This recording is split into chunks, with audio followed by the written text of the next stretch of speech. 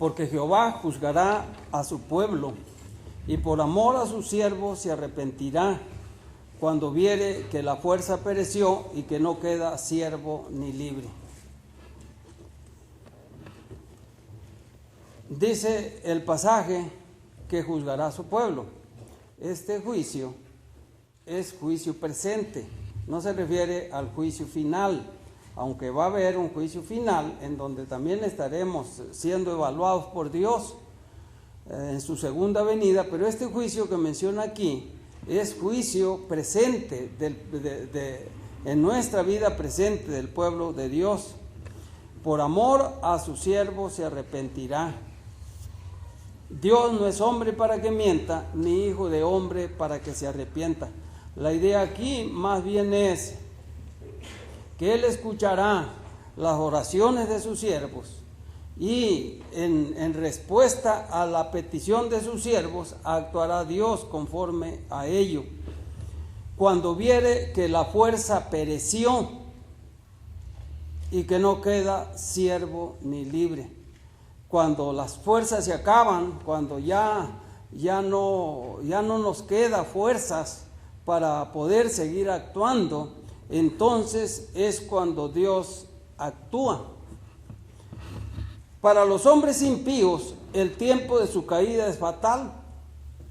No hay levantamiento para ellos. Su caída es fatal y a veces no hay medicina para curarlos.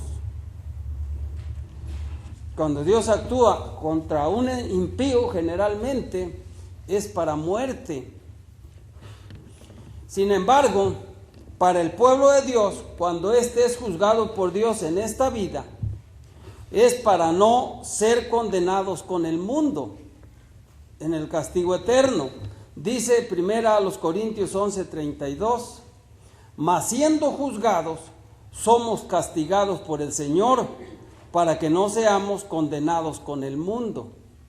Aquí la palabra castigados por el Señor se refiere a la disciplina que Dios da a sus hijos, mas siendo juzgados se refiere al juicio que Dios hace de nuestras acciones como creyentes en Cristo que somos, como pueblo de Dios que somos. Somos castigados por el Señor, es decir, somos disciplinados por el Señor para que no seamos condenados con el mundo, es decir, para que Dios no nos envíe al castigo eterno como envía a los que no le pertenecen.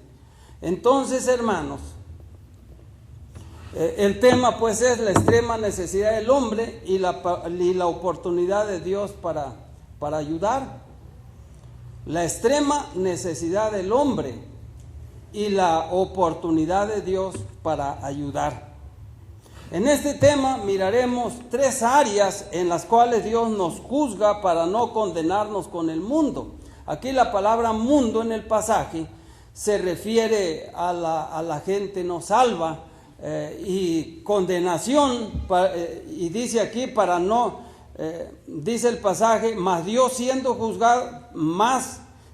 juzgados, somos castigados por el Señor para que no seamos condenados por el mundo. La palabra condenación aquí se refiere al momento en que Dios hará juicio y dará el veredicto final para enviar a las personas. Mundo aquí se refiere a la gente no salva, para que no le envíe al castigo eterno. Así nosotros no seremos enviados al castigo eterno, pero en este caso sí seremos juzgados como pueblo de Dios y seremos disciplinados por el pueblo de Dios para que en su justicia Dios no nos tenga que enviar al castigo eterno por causa de nuestras acciones o nuestro vivir aquí en esta tierra. Miraremos pues 3 áreas en las cuales Dios nos juzga para no condenarnos con el mundo. La primera es que Dios juzga a la iglesia como iglesia. Dios juzga a la iglesia como iglesia. Una iglesia puede ser severamente probada de tal modo que puede decirse que su poder se ha ido y nada ha quedado, se ha acabado. Esto puede suceder por varias razones. si a una iglesia le pasa esto, puede suceder por varias razones. Primero, por falta de fidelidad en los miembros. La iglesia ya no tiene crecimiento y los que están se sostienen a luchas, con flaqueza y quizá raquitez de espíritu. También otra de las razones es que por falta de fidelidad en los miembros que componen la iglesia. La iglesia, entonces, al no tener fidelidad, pues tampoco tiene crecimiento. Y al no tener crecimiento sostiene una lucha interna. Y al tener esa lucha interna, su espíritu se empieza a flaquear. Y su espíritu empieza a estar pues sediento de hambre. Se le dice raquítico, pero la palabra raquítico tiene que ver con flaqueza de cuerpo. Una persona raquítica es una persona muy débil, una persona no alimentada. Entonces, la iglesia, hermanos, en este caso es una de las razones el por qué le pasa algo a la iglesia así. También la iglesia se pone en tribulación por falta de oyentes y de miembros. Varias cosas pueden contribuir para esto. Disensiones dentro de la iglesia, falta de espiritualidad, quizá falta de alimento espiritual también puede suceder para que esto suceda en la iglesia. Nos preguntaríamos, ¿por qué Dios permite las pruebas en la iglesia? Las permite por varias razones. La primera es para descubrir los verdaderos siervos de Dios y apartarlos de los que son de los que no son. Por lo menos encontramos un caso muy claro en el Nuevo Testamento. En el tiempo del apóstol Juan, dice la Escritura que había problemas de anticristo en las iglesias. Anticristo, la palabra anticristo es en contra de Cristo. Pero el apóstol Juan explica en 1 de Juan 2, 18 al 20, dice, salieron de nosotros, pero no eran de nosotros, porque si hubiesen sido de nosotros, habrían permanecido con nosotros, pero salieron para que se cumpla que no todos son de nosotros. Pero en cuanto a ustedes, dice el apóstol Juan, tienen la unción del Espíritu. La unción allí se refiere al Espíritu morando en la persona de los que pertenecen a nuestro Señor y sosteniéndoles y dándoles el poder para seguir adelante aún en medio de las pruebas. Entonces, hermanos, dice el apóstol, salieron de nosotros, pero no eran de nosotros, es decir, pertenecían a las iglesias cristianas, pero no eran parte de la iglesia. Estaban con los creyentes en Cristo, pero no eran creyentes en Cristo. Servían al Dios verdadero, pero Dios no aceptaba su servicio porque no les pertenecían. Salieron de nosotros, pero no eran de nosotros, para que se cumpla que no todos los que están en las iglesias son de nosotros, dice el apóstol Juan. Entonces, ¿por qué Dios permite las pruebas en la iglesia? En primer lugar, para descubrir los verdaderos siervos de Dios y apartar los que son de los que no son. En segundo lugar, para probar la fe de los creyentes sinceros y fortificarla. En las iglesias hay creyentes sinceros, pero la fe es probada y el mismo Espíritu Santo fortifica esa fe, la fortalece, la enriquece. Aún las pruebas son para enriquecerla, para fortalecer la fe de los creyentes verdaderos del Señor.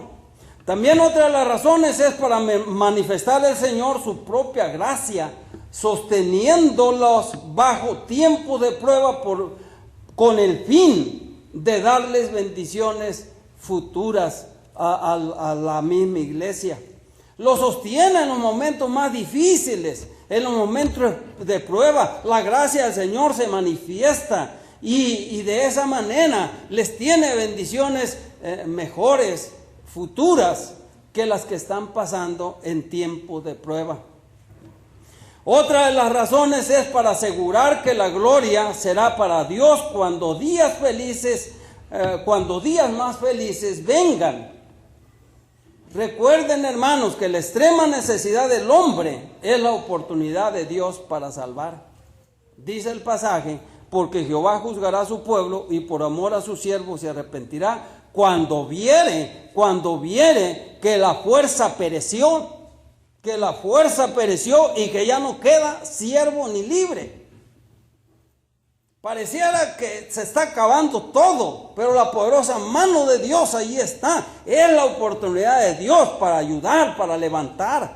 Cuando se nos acaba la fuerza, acuérdense que Dios sigue teniendo fuerzas. Cuando aparentemente no tenemos poder, acuérdense, Dios sigue siendo todopoderoso. Cuando nosotros nos sentimos perdidos, acuérdense, la gracia del Señor allí está para levantarnos y para ayudarnos. Dios juzga a la iglesia como iglesia. Pero también, hermanos, el creyente en Cristo es probado en lo particular también. No solo la iglesia como iglesia, el creyente en Cristo es probado también en lo particular. Estamos viendo, hermanos, tres áreas en las cuales Dios nos juzga para no condenarnos con el mundo. ¿Cómo es probado en lo particular el creyente en Cristo? Bueno, su poder puede desvanecerse. Personalmente, quedar impotente, falto de salud física, quizá debilitado de mente, de valor. Aún sus fuerzas espirituales fallan. Fíjense lo que nos dice. Les quiero leer en este caso Lamentaciones 3, 17 y 18. Cómo se lamenta allí el escritor.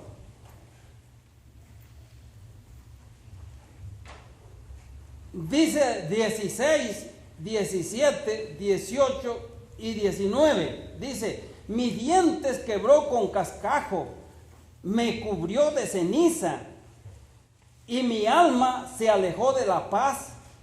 Me olvidé del bien, y dije: perecieron mis fuerzas y mi esperanza en Jehová. Acuérdate de mi aflicción y de mi abatimiento, del ajenjo y de la hiel. Allí, hermanos, el escritor del libro de Lamentaciones, que es Jeremías, se sentía completamente sin fuerzas, se sentía acabado, se sentía agotado, ya no tenía más fuerzas para seguir.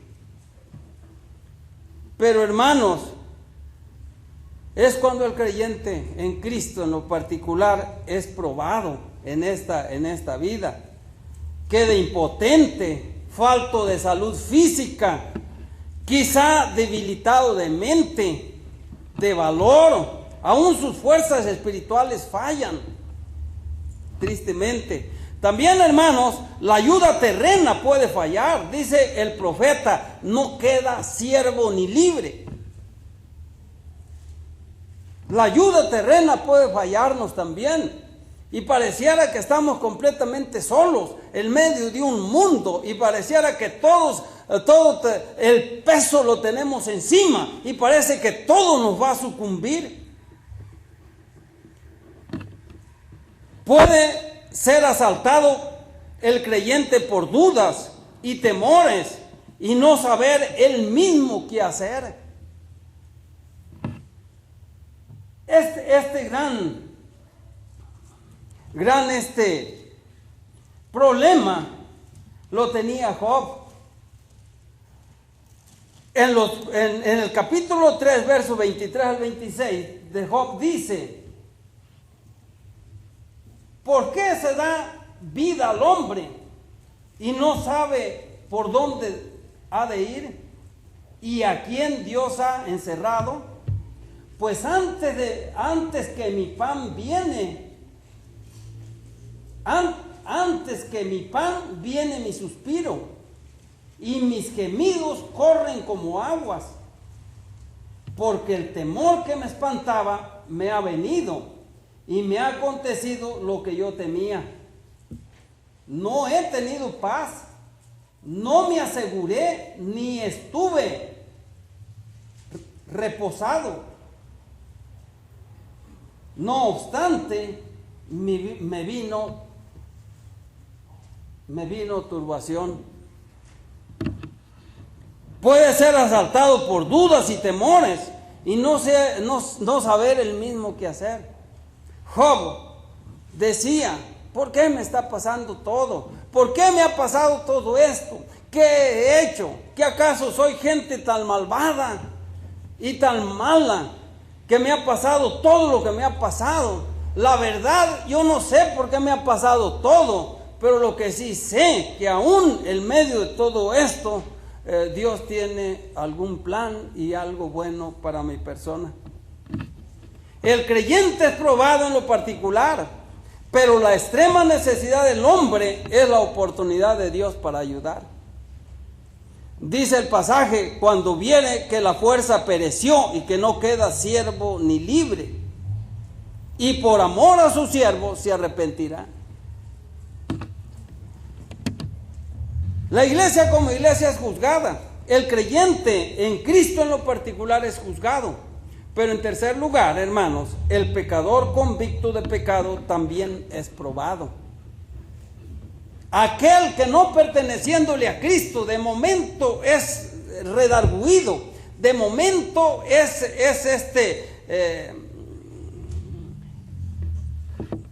su espíritu y su mente, su conciencia llegan a un estado de evaluación de su vida, de tal manera, hermanos, que todo lo que le parecía gloria se viene abajo. Toda su gloria terrena se desvanece.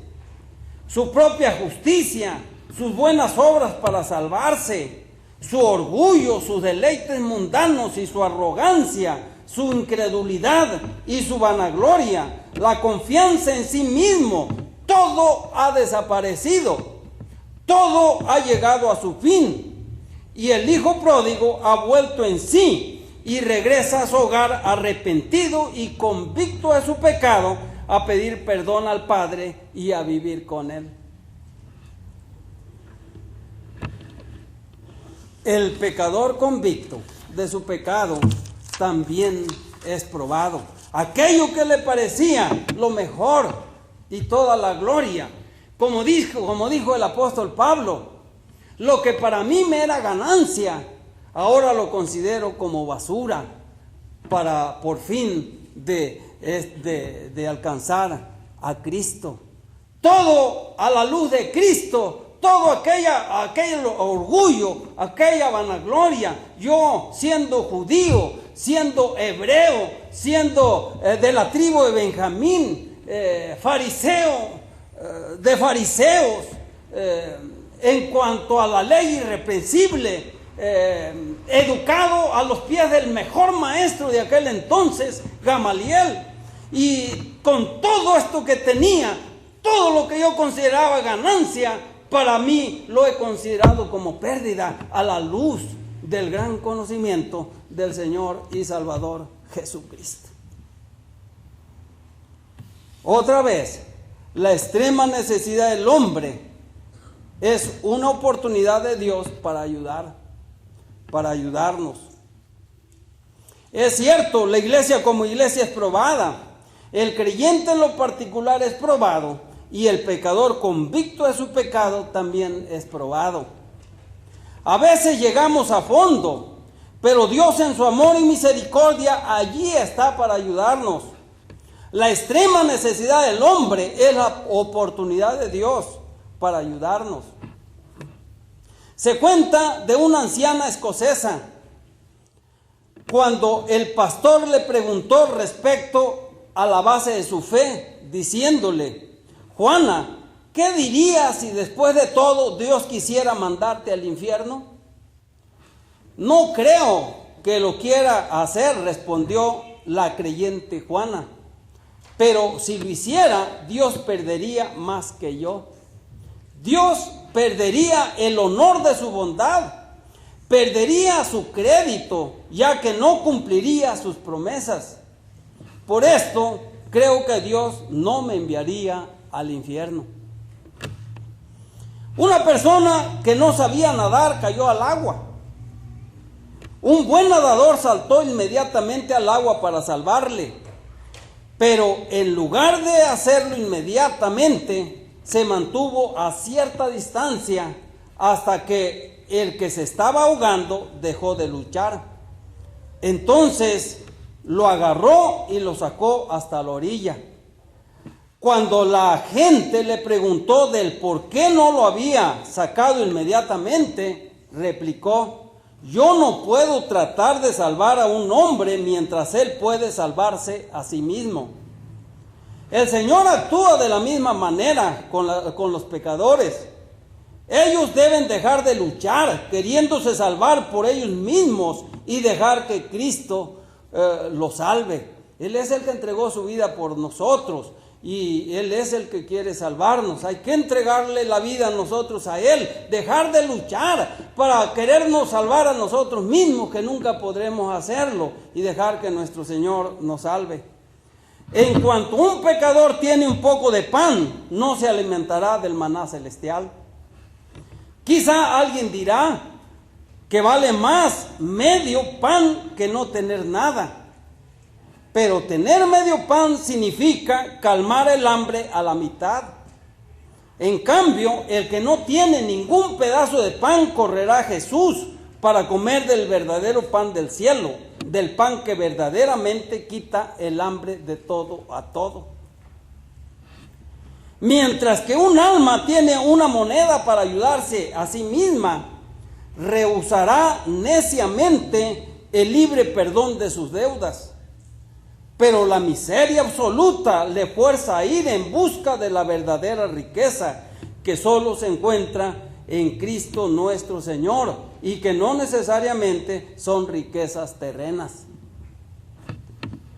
No se nos olvide, la extrema necesidad del hombre es una oportunidad de Dios para ayudarnos. No nos neguemos a acudir a Él cuando lo necesitemos, hermanos. Venid a mí, dijo el Señor, todos los que estáis trabajados y cargados, que yo os haré descansar. Llevad mi yugo sobre vosotros y aprended de mí, que soy manso y humilde de corazón, y hallaréis descanso para vuestras almas, porque mi yugo es fácil y ligera es mi carga. Bendito Dios, te damos gracias, porque en los momentos más difíciles, cuando somos probados a través de iglesia, cuando somos probados como creyentes en lo particular, y cuando los que aún no te conocen llegan a la convicción de su pecado, toda aquella gloria que les parecía tener se desvanece. Quedan convictos de pecado ante tu presencia, solamente confiando en la misericordia tuya y solamente aceptando a Jesús como el único Señor y Salvador de sus vidas, ya que Él es el que pagó el precio por nuestros pecados en la cruz del Calvario. Tómanos en tus manos. Sin duda, todos nosotros, los que estamos aquí presentes, llegará el momento, sea a nivel de iglesia o sea en lo particular, cuando seremos probados, y a veces sentiremos que no tenemos fuerzas para seguir, o a veces sentiremos que estamos hundiéndonos, pero es cuando miraremos verdaderamente tu poderosa mano, tomándonos, agarrándonos, levantándonos, abrazándonos y protegiéndonos de todo aquello que sentimos que nos está hundiendo o nos está matando. Dios bendito, estamos en tus manos. La extrema necesidad del hombre es la oportunidad tuya para ayudarnos, como enseña tu hermosa y santa palabra. Por eso, mi Señor, en esta mañana nos colocamos en tus manos, porque por amor a tus siervos tú te arrepentirás, y cuando vieres que la fuerza pereció y que no queda siervo ni libre, allí estás tú, Señor, para ayudarnos en aquello que necesitamos. Bendito seas. Aquí, si hay hermanos aquí con esta extrema necesidad, si hay hermanos aquí, si hay personas aquí con esta extrema necesidad, Padre eterno, tómalos en tus brazos, levántalos y ayúdalos, y que ellos se depositen completamente en ti, para que de esa manera tú puedas actuar, ayudándolos y sacándolos de lo que ellos, o dándoles aquellas cosas que necesiten. Tómalos en tus manos, en el nombre de Cristo Jesús. Amén.